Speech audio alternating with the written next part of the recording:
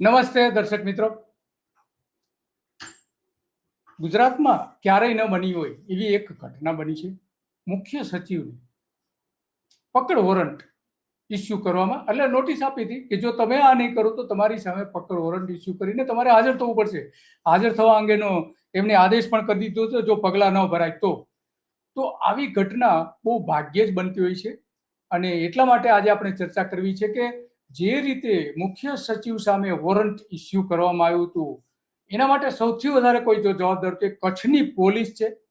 કારણ કે ત્યાં એક યુવકને પોલીસ સ્ટેશનની અંદર એમની સામે કેટલાક આરોપો મૂકીને ટોર્ચર કરવામાં આવ્યો હતો. તો આવી બધી ઘણી બધી ઘટનાઓની સાથે જોડાયેલી ઘટના છે. આજે આપણે વાત એટલા માટે કરવી પડી છે કે એ યુવકને બચાવનાર, એની સામે લડનાર માનવ અધિકાર સામે એ રમેશભાઈ સાથે આપણે વાત કરવાની છીએ. આપણે રમેશભાઈ સાથે વાત કરીએ પહેલા કેટલાક ગુજરાતમાં ખરેખર માનવ અધિકાર પંચની કેવી પરિસ્થિતિ છે એ આપણે વાત કરીએ. કારણ કે મોટાભાગના આજે જે ગાંધીધામમાં નિર્દોષ યુવકને પોલીસે દમનના ડરથી એનું જે પોલીસ સ્ટેશન હતું divisional police station, division police station, તો એની છત હતી, છત ઉપરથી એ યુવક જે દામજી સીજુ એમને છલાંગ મારી દીધી હતી. કારણ કે પોલીસ એને માર મારતી હતી અને એને એવું હતું કે આખી રાત મને મારશો તો મારું શું થશે. એ ગભરાટમાં આવી જઈને એને છલાંગ મારી અને એને ફ્રેક્ચર થયા, ઘણું બધી ઈજા થઈ. આ ઘટના બની હતી સપ્ટેમ્બર 2021 રોજ. અને આ જે દામજી સીજુ કે યુવક મહેશ્વરી નામના યુવકને ગુના માટે કેટલાક ગુનાઓના સંદર્ભમાં એ કયો ગુનો હતો, શું હતું, એ બધી રમેશભાઈ આપની સાથે વાત કરવાના છે. પણ આ જે આખી વાત છે આપણે એટલા માટે ગંભીર બની જાય. ગુજરાતમાં કસ્ટોડિયલ ડેથની વાત થઈ, ઈજા કે મારની વાત નથી કરતા આપણે. એમાં જે મૃત્યુ થાય છે પોલીસ સ્ટેશનની અંદર સરેરાશ વર્ષે 14 થી 15 માનવ મૃત્યુ થાય છે. અને પોલીસના મારપીટ, ટોર્ચરના તમામ કેસો અંગે એફઆઈઆર અથવા માનવ અધિકાર કેસ તરીકે નોંધાતા પણ નથી. એટલે બહુ ગંભીર પરિસ્થિતિ છે આખા ગુજરાત રાજ્યમાં. જ્યારથી હર્ષ સંઘવી અને અમિત શાહ જ્યારથી હોમ મિનિસ્ટર થયા ત્યારથી આ પરિસ્થિતિ આવીને ગુજરાતમાં ઉભી રહી છે.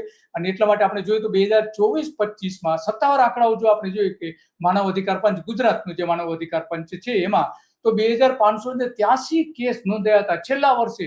2500-2600 કેસ માનવ અધિકાર પંચમાં.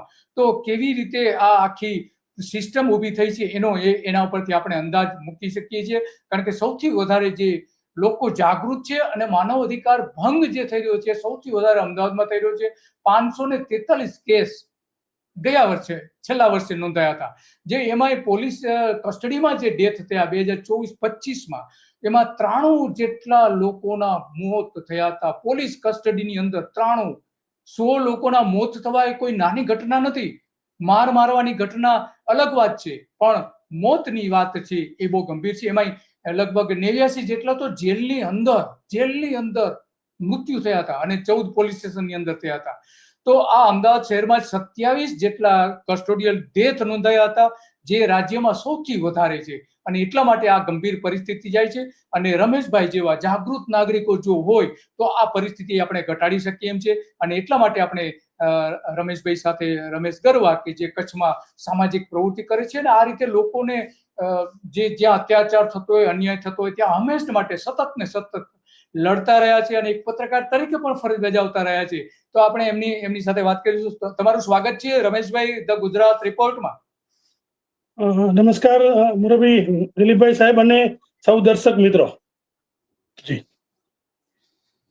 આ જે આખો કેસ હતો એ શું કેસ હતો એ થોડું સમજાવશો તમે? જી બિલકુલ સાહેબ. સાહેબ આજથી 5 વર્ષ આપણે ભૂતકાળમાં જવું પડશે. આ ઘટના હતી એ સપ્ટેમ્બર 2021ની 25 તારીખને સવારે 10-10:30 11 વાગ્યાની આજુબાજુ ગાંધીધામ એ ડિવિઝન પોલીસ સ્ટેશનના પોલીસના કર્મચારીઓ જે આ યુવાન છે દામજી મીઠુભાઈ સીજુ એમના ઘરે જાય છે. સાહેબ પોલીસની દાદાગીરી તમે જુઓ. જે ગાડીથી લઈ જાય છે એ બ્લેક કલરની ગાડી, પ્રાઇવેટ ગાડી નથી, કોઈ પોલીસનો વ્હીકલ. એ જે સ્વિફ્ટ પ્રકારની એક ગાડી હતી એ ગાડીમાં જાય છે. એના બ્લેક કાંચ છે. એ ગાડીની આગળ પાછળ કોઈ નંબર પ્લેટ નથી. 25 તારીખે સવારે 11, 11:30 વાગ્યાની આજુબાજુ એ યુવાનને પોલીસ જેમ ગુંડાઓ કેમ ઘરેથી ઉપાડે એમ એ યુવાનને ઉપાડે છે એના ઘરેથી, ગાંધીધામથી. 25 તારીખે પોલીસ સ્ટેશનમાં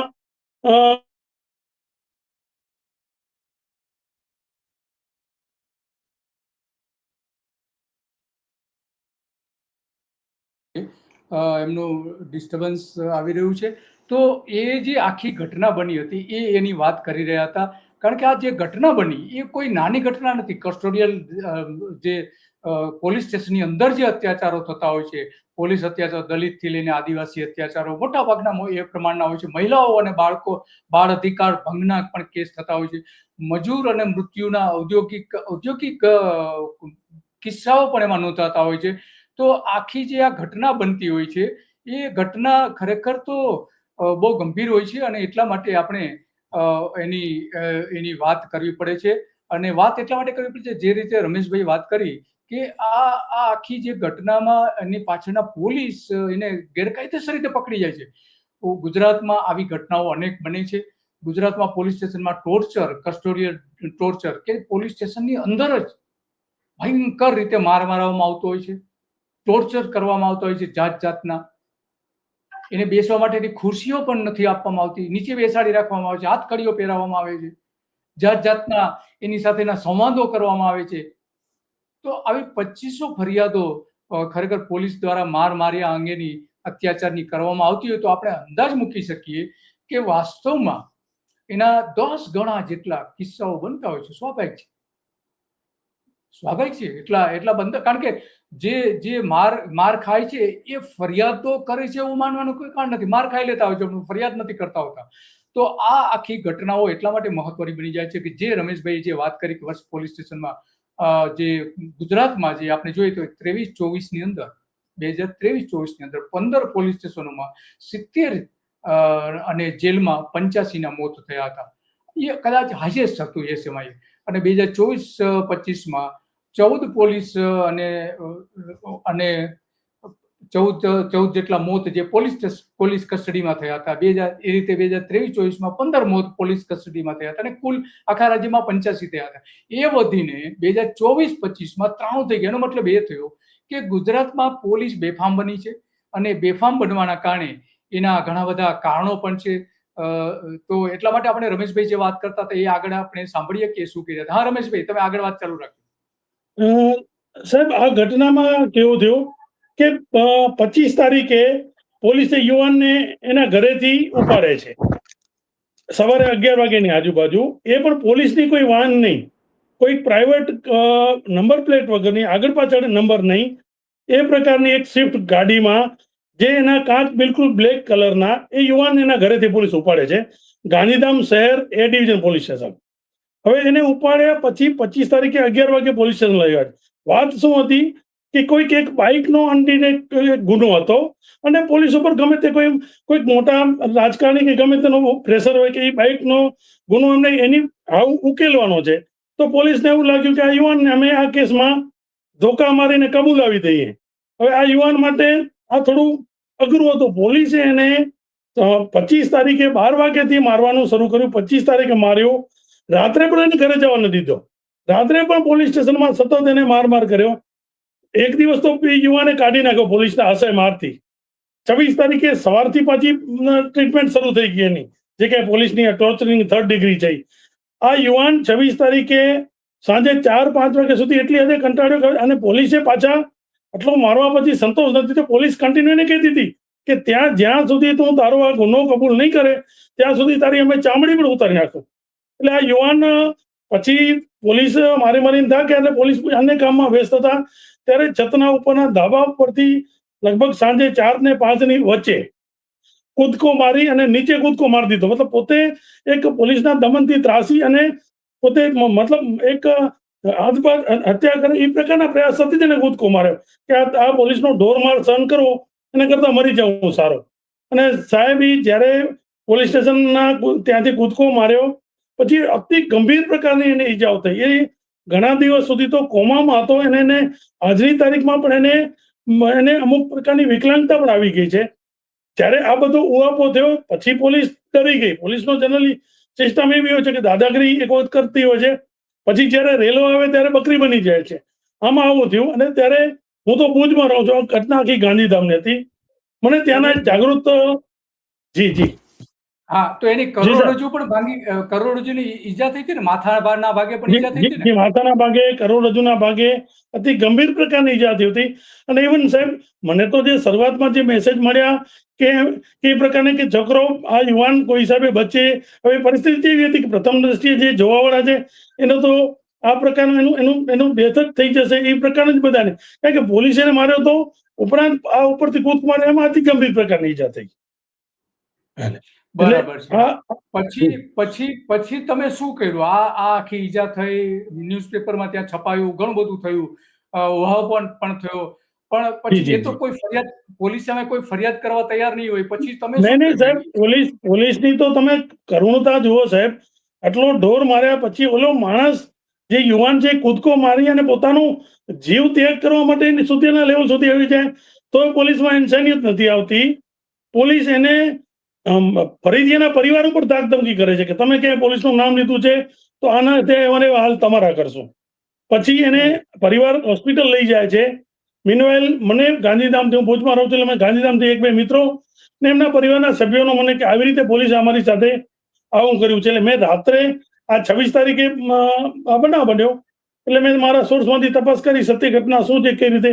એટલે મેં 27 તારીખે 27 સપ્ટેમ્બર 27/9/2021 મેં રાષ્ટ્રીય માનવ અધિકાર પંચ દિલ્હીને આ આખી ઘટનાને વર્ણવતો એક આખો લગભગ 8 થી 10 પેજનો અહેવાલ સાથેનો એક વિસ્તૃત એમને મેં ફરિયાદ કરી કે પોલીસ કસ્ટડીમાં આ યુવાન સાથે પોલીસે આખું એની સાથે આવું ટોર્ચરિંગ કર્યું છે અને એની સાથે એકદમ ક્રૂરતા સાથે વર્તન કર્યું છે.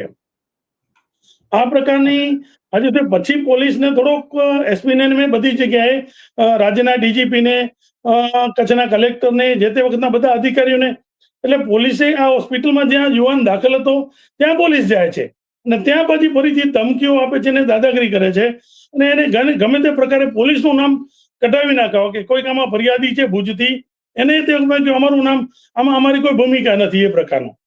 આ ઘટનામાં પછી સાહેબ આ લોકો પરિવાર જયારે એગ્રી ત્યારે પોલીસે દાદાગીરી સાથે એમની પાસેથી ખોટા એફિડેવિટ કરાવી, એમની પાસેથી જે યુવાન ઈજાગ્રસ્ત ની પરિસ્થિતિમાં હોસ્પિટલમાં કણસતો તો એની પાસેથી પણ સહીઓ કરાવી લીધી હતી આ લોકો. એટલે આ પોલીસે આવું થઈ ગયા પછી પણ કોઈ માનવતા નથી બતાવી. એટલે આ એકંદર પોલીસનું લગભગ બધી જગ્યાએ આવી ઘટનાઓ બનતી હોય છે. પછી તમે માનવ અધિકાર પંચમાં ફરિયાદ કરી, કારણ કે પોલીસ સાંભળવા તૈયાર નથી એટલા માટે. જી મેં દિલ્હી માનવ અધિકાર પંચમાં આખી ઘટના સંદર્ભે ફરિયાદ કરી. એટલે જે રીતે માનવ અધિકાર પંચની રૂટીન પ્રક્રિયા છે કે એમને કચ્છના કલેક્ટર પાસે, જિલ્લા મેજિસ્ટર અને પૂર્વ કચ્છના એસપી જે તે વખતે મયુર પાટીલ સાહેબ હતા, આઈપીએસ ઓફિસર, એમની પાસેથી આખો અહેવાલ માંગ્યો કે આ ઘટનામાં શું છે. પોલીસ પોતાની ભૂલ કબૂલવાને બદલે આખો હું ફરિયાદી તરીકે અથવા તો ઈજાગ્રસ્ત યુવાનનો પરિવાર જ ખોટો છે એવું ચિતરી અને આખો અહેવાલ, મતલબ માનવ અધિકાર પંચને ગેરમાર્ગે દોરતો આખો અહેવાલ ત્યાં રજૂ કર્યો કે આવી કોઈ ઘટના બની નથી, આવું કઈ થયું નથી, છોકરાને કોઈ ઈજા થઈ નથી, એટલી બધા બની. અને એના પછી એ જે અહેવાલ ઉપર મેજિસ્ટ્રેટ સાહેબનો અને એસપી પૂર્વ કચ્છનો ગાંધીધામથી ત્યાંથી ગયો એટલે ફરીથી મને માનવ અધિકાર પંચે ફરીથી મને લખ્યું કે એઝ એ કમ્પ્લેનર આમાં તો વાસ્તવિકતા આ છે અધિકારીઓ, પણ હું પણ હિંમત હાર્યા વગર સતત એમાં જેવી ઘટનાઓ જે પ્રકારનો મને માનવ અધિકાર પંચનું કોમ્યુનિકેશન થાય એવો જ હું એમને 1-2 દિવસમાં ફરીથી આખો વિસ્તાર જે ઘટના છે એનો અહેવાલ, એમાં કહે છે કે પ્રોગ્રેસ, એમાં જે કંઈ કહી શકાય એ પ્રકારનું એમને રિપોર્ટ રજૂ કરી દેતો હતો. આ કન્ટિન્યુ સિલસિલો લગભગ સમજી લો ને છેલ્લે નવેમ્બર 2025 સુધી ચાલ્યો. નવેમ્બર 2025 ની 25 તારીખે માનવ અધિકાર પંચ 25/11/2025 માનવ અધિકાર પંચને મારી ફરિયાદમાં તથ્ય લાગ્યું, જિલ્લા મેજિસ્ટ્રેટ, કલેક્ટર સાહેબ અને પૂર્વ કચ્છના એસપી ને જે અહેવાલ આપ્યો તો એમાં એમને ગેરમાર્ગ દોરતો અહેવાલ લાગ્યો. એટલે માનવ અધિકાર પંચે એ વખતે એક આદેશ કર્યો કે તમે આ જે ઈજાગ્રસ્ત યુવાન છે એને તમે પોલીસ વિભાગ વળતર તરીકે તમે અને એને 5 લાખ રૂપિયા વળતર 4 સપ્તાહની અંદર ચૂકવી આપો, એવું રાજ્યના મુખ્ય સચિવ ગાંધીનગર એક માનવ અધિકાર પંચે એમને જાણ કરતો હું આ વખતે ફરીથી રાજ્યના ચીફ સચિવે ડિટેલ માંગી અહીંયાથી કચ્છ જિલ્લાના કલેક્ટર, મેજિસ્ટ્રેટ અને પૂર્વ કચ્છ એસપી પાસે, તો ફરી પછી એ જ પરિસ્થિતિ હતી. ફરીથી માનવ અધિકાર પંચના આદેશ પછી પણ આ લોકોએ ફરીથી ગેરમાર્ગે દોરવાનો પ્રયત્ન કર્યો અને 4 સપ્તાહ પછી પણ હું તો સતત આનામાં હું લાઈવ રીતે જોડાયો, એટલે હું તો એક દિવસો કરતો હતો કે મારે આ નાના પરિવારને, ગરીબ પરિવારને કઈ રીતે ન્યાય મળે એક અસરગ્રસ્ત. એટલે 4 સપ્તાહ પૂરા થયા એટલે હું ત્રીજે દિવસે મેં પાછું આયોગમાં લખ્યું કે આ ઘટના ફરીથી સાહેબ નામદાર માનવ અધિકાર પંચનો જે આ પ્રકારનો જે ઓર્ડર થયો છે એ ઓર્ડરનો રાજ્ય મુખ્ય સચિવ અને મેજિસ્ટ્રેટ કચ્છ જિલ્લા અને પૂર્વ કચ્છ પોલીસે અનાદર કર્યો છે. આમાં કોર્ટનો કન્ટેમ્પ્ટ બને છે. આ પ્રકારની મેં એમને ફરીથી રજૂઆત કરી. એટલે એના પછી પાછા નવેમ્બર મહિનાની 25 તારીખ ઓર્ડર થયો હતો, એટલે ડિસેમ્બર ગયો અને ફરીથી જાન્યુઆરી મહિનાની 28 તારીખે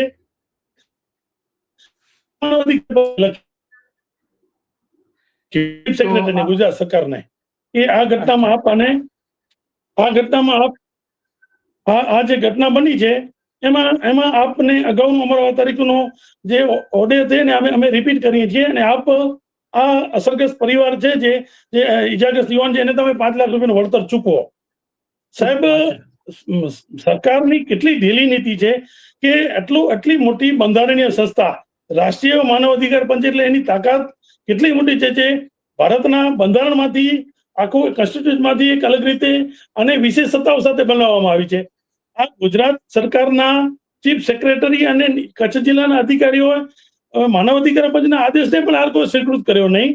અને બીજી વખત જે આ અહેવાલ આવ્યો ત્યાંથી કે આમાં તમે ફરીથી એવું આવ્યું કે તમે 4 સપ્તાહમાં આ યુવાનને વળતર ચૂકવી દો, તો આ લોકોએ કાંઈ કર્યું નહીં.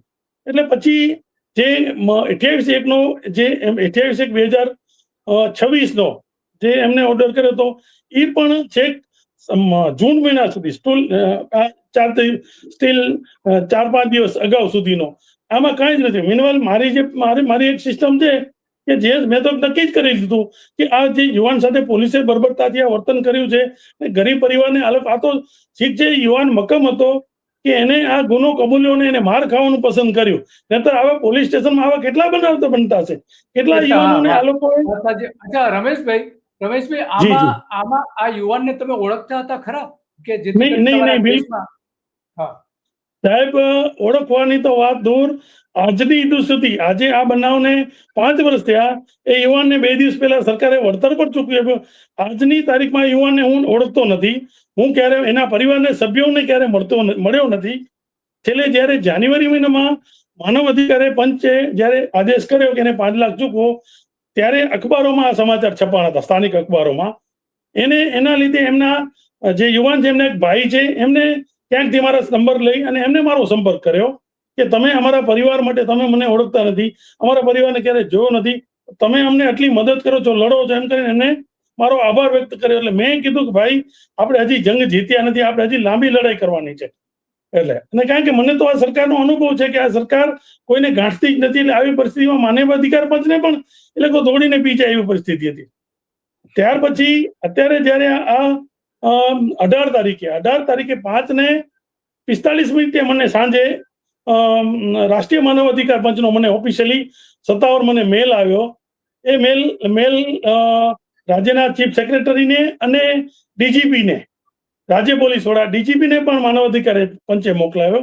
અને એ મેલમાં ક્લિયર કટ એવું મેન્શન કરેલું હતું કે આ ઓર્ડર છે એના વિધિન 2 વીકમાં આપ જો આ યુવાનને 5 લાખ રૂપિયાનું વળતર નહીં ચૂકવો તો તમારી સામે આ 10,000નું જામીનપાત્ર વોરંટ છે, 10,000 રૂપિયાનું જામીનપાત્ર, અને તમે 10,000 આ અમલ નહીં થાય તો તમારે એના પછી 2 સપ્તાહ વીતી ગયા પછી તમારી સામે અમે પકડ વોરંટ પણ કાઢીશું એમ. આ પ્રકારની ચીમકી આપ્યા પછી 18ના સાંજે મેલ આવ્યો.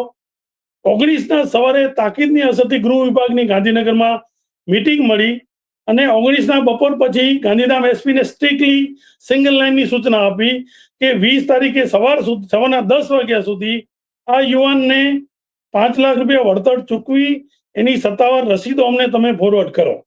હવે આવી પરિસ્થિતિથી જનરલી પોલીસના અધિકારીઓ કે રાજ્યના કોઈ પણ અધિકારી આવી ગંભીરતાથી દોડધામમાં તો ક્યાં માને છે? આ તો અરજદારોને હેરાન કરવા કે એ પરિસ્થિતિ માને છે. આજે કેટલી યુવાનોની ઓફિસોમાં પેન્ડિંગ.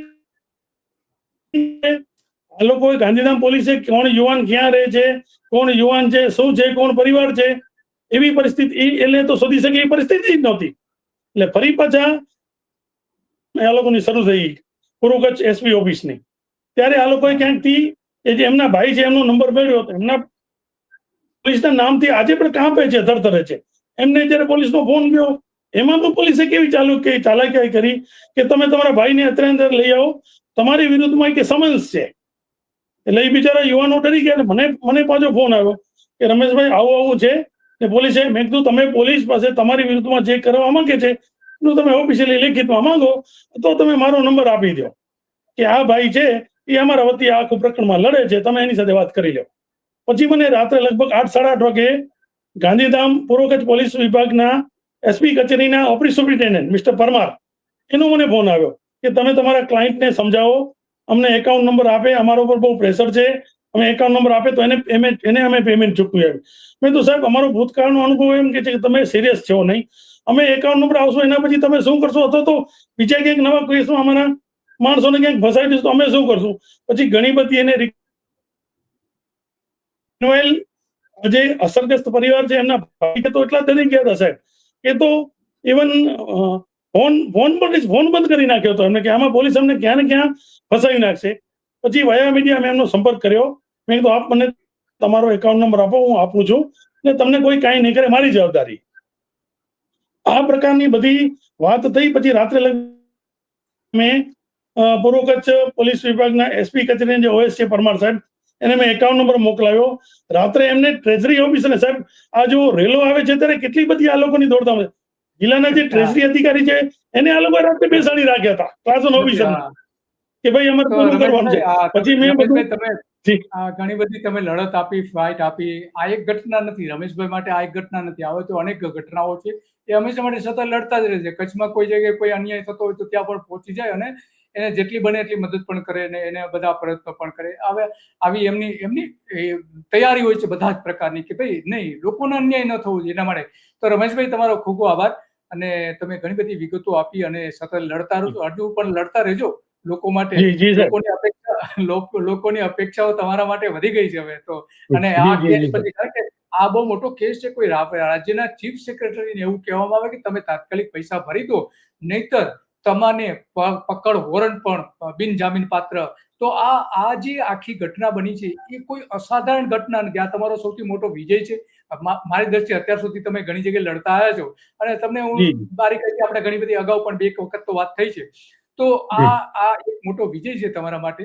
તો તમારો ખૂબ ખૂબ આભાર રમેશભાઈ. જી સાહેબ, આપનો ખૂબ ખૂબ આભાર, ધન્યવાદ. તો આ તો માનવ અધિકાર, ગુજરાતમાં માનવ અધિકારોનું કેવું હનન થઈ રહ્યું છે, પોલીસ દ્વારા કેવા અત્યાચારો કરવામાં આવી રહ્યા છે. પોલીસ સામે ફરિયાદ કરવા માટેની એક કંટ્રોલ રૂમ છે કે ત્યાં કોઈ પણ વ્યક્તિ માત્ર SMS મોકલીને ફરિયાદ કોઈ પણ પોલીસ સ્ટેશન, કોઈ પણ પોલીસની સામે ફરિયાદ કરી શકે છે. તો આ જે ફરિયાદની જે સિસ્ટમ છે ઓનલાઈન કરી શકે છે, મેલ દ્વારા કરી શકે છે, પરંતુ આ સરકાર તો એને ગણકારતી નથી. આટલા મોટા પ્રમાણમાં આપણે જાણીએ છીએ કે તંત્ર આટલો મોટા, જ્યારે 1,20,000 જેટલી પોલીસ ફોર્સ હોય આપણી પાસે, ત્યારે કોઈ પણ પોલીસ અધિકારી એને દમન કરતા હોય તો એની સામે ફરિયાદ નોંધાવવા માટેની ઓનલાઈન સિસ્ટમ હોવી જોઈએ. ઓનલાઈન જ કોઈ પણ લોકો ફરિયાદ, પરંતુ ગાંધીનગરમાં એક આના માટેની અલગ વ્યવસ્થા તો છે, પણ ઓનલાઈન જે ફરિયાદ કરવા માટેની ખાસ કરીને Gujarat state police complaint authority કે જેને આપણે GSPCA તરીકે ઓળખીએ છીએ, ત્યાં જે ખરેખર ઓનલાઈન ફરિયાદો થઈ પણ નથી થતી. આજે પણ જો 2500 જેટલી ફરિયાદો, 2510 ફરિયાદો છેલ્લા વર્ષમાં આવી હતી. તો આ જો ઓનલાઈન કરવામાં આવે તો પોલીસ દ્વારા થતા દમનને અટકાવી શકાય એમ છે. અને અત્યારની જે પોલીસ ફરિયાદો જે થઈ રહી છે એ વધીને સીધી 4-5 ગણી થઈ શકે છે, 10,000 સુધી પહોંચી શકે છે પોલીસ સામેની ફરિયાદો. તો આપણી પાસે 1,10,000નું પોલીસ 10 લાખથી 20,000નો પોલીસ ફોર્સ છે અને એમાં આટલા મોટા પ્રમાણમાં પોલીસની સામે ફરિયાદ થતી હોય, આટલી ક્યાંય ફરિયાદો નહીં થતી હોય, ભારતમાં નહીં થતી હોય, ગુજરાતમાં કોઈ પણ ડિપાર્ટમેન્ટમાં આ રીતે ન થતી હોય. તો રમેશભાઈ જેવા લોકો લડે છે અને ન્યાય પણ મેળવે છે. બસ આજે આટલું, અને આવી જ બાબતો ઉપર આપણે વાત કરતા રહીશું. અને જ્યાં ભૂલ કરતા હશે સત્તાધીશો, અધિકારીઓ, એનો કાન પણ પકડતા રહીશું અને એને આંગળી પણ ચીંધતા રહીશું કે તમે આ ખોટું કર્યું છે. નમસ્તે.